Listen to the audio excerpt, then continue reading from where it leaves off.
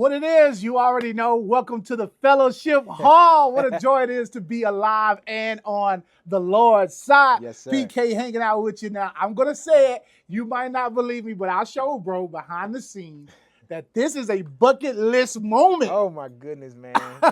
Ladies and gentlemen, I mean, the resume speaks for itself. You already know who it is. If you don't see us, then I know you hear the voice. You know the voice. He is a we're speaking into existence. Four-time number one Billboard charter.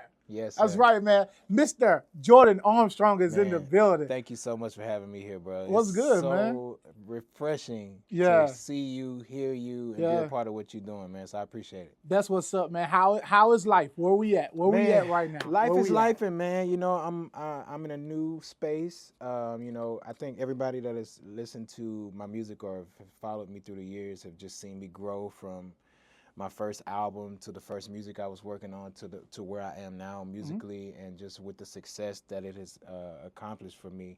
You know, it's been really fun, but I'm in a new space, man. I'm a father, you know. Of course, I've been a husband for about 8 years now, but a father is just so different. It's so crazy how I went from it just being, even though I was married, but just me and my girl. It just still felt like me and my girl. That's my dog. You know what I'm saying? Right. One more addition to the just turned it into a family. Whole new thing. And now I'm like, oh, I'm a family man now. Yeah, I'm you know dad. What I'm saying? Yeah, I'm somebody's daddy. Husband. Yeah, I'm somebody's daddy. I'm the pappy. Yeah. So, you know, I'm coming home and you know, she running to me and I'm like, whoa, this is real life. It's like, I mean, and we see she's right here stuck with you. Yeah, she hanging out with dad today. But, you know, that's something I think that has really changed my perspective even on life. Right. You know what I mean? And so just having her change even the way that my relationship is with God. You know what I mean? Right. Like I start thinking about how God fathers me. Right. And, you know, how I have to father her. I have to be more patient. God's so patient with me. Yeah. So how has your relationship with God changed? Yeah. Since when you first became Jordan Armstrong. Oh my goodness. Till right now where you are. How's that relationship? Man, it's been up and down, honestly. Wow. You know, my relationship with God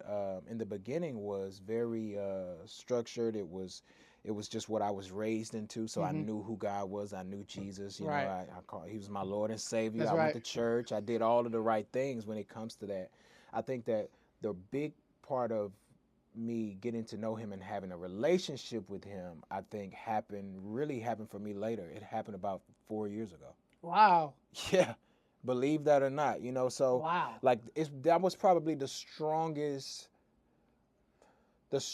moment for me with God was 4 years ago. It's when I really realized, wow, I've been serving him and doing all of these things because I was told to. And I thought that was the right thing to do. But it's like 4 years ago, my life was rocked. And I really needed God the most that I ever did. And I think that was actually the beginning of our real pure relationship, believe it or not. Wow, bro. That is, so it's so crazy because you are this relevant, trendy, you're this different type of gospel artist. What do you say to the young believer out there who's trying to stay relevant and righteous? Man, it's okay. I think it's okay. I think that one thing that, you know, we think when we get involved with Christ or we have a relationship with him is that we lose all of our swag, we lose the cool, we lose all the personality, everything.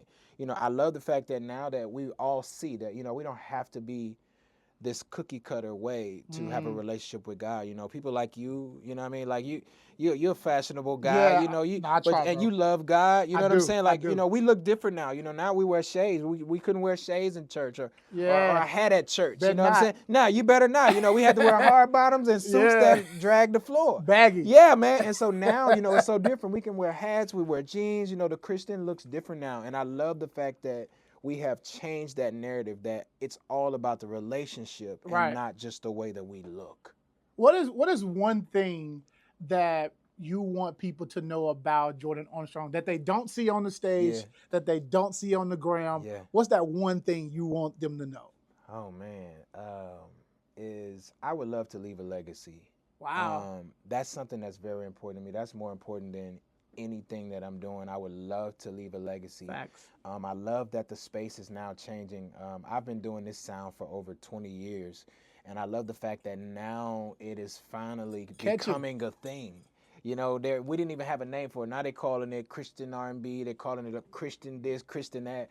And I love the fact that now I'm able to be a ringleader for that. I really want people to know that there are different sounds to reaching people. Yeah. And I remember a time when I was a teenager and I was transitioning from traditional church to becoming a teenager, and all of my cousins and my friends, they were listening to Boys to Men and Yeah. Jodeci and No Limit Records and Yeah. all this. I'm just like, Like, whoa. hold on now. I'm like, man, I like that though. Yeah, this I is like what the I way like. it sounds. Yeah. And so, I was trying to find music for us. Like, where was the music for me as a young Christian? Wow, yeah. And it didn't exist for me. And so I tried to create that. And so I was trying to create music that I would want to hear as a young teenager, as a Christian. For sure. And literally, it became a thing. And so that's what I want to leave, that legacy, that you can have a different sound when it comes to the gospel scene. What you saying that? How do you maintain this creativity without compromising your conviction? It gets tough because you have to be smart. I think one way that I've been able to be successful with this is to find clever ways to, reach people that would not step foot in a church.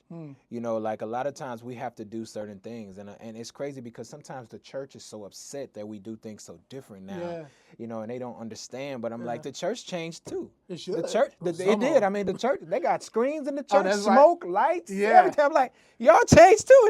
This ain't the old school church anymore. You know what I mean? So we move along with the time. We elevate. We evolve. And so, I think that the music evolved. And so I'm really big on that, man. I want evolution.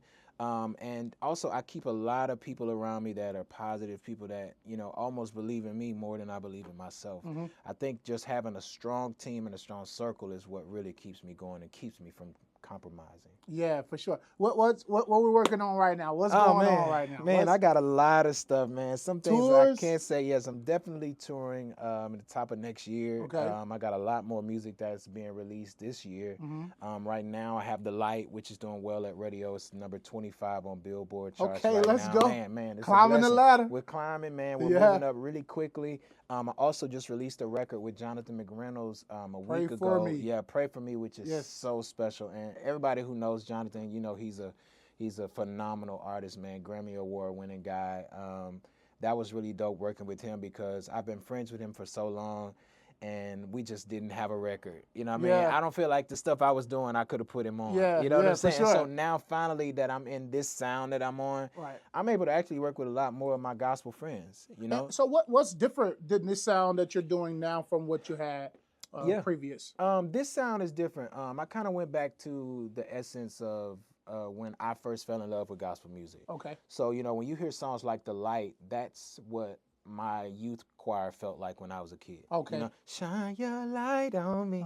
Shine it so the whole wide world could see that you're the light. You're the light. That's old school church for me. That's vacation Bible school. Like, this is when I fell in love with gospel, when I fell in love with church. So I really went back to that sound. I felt like that was the pureness of me after what I went through last year.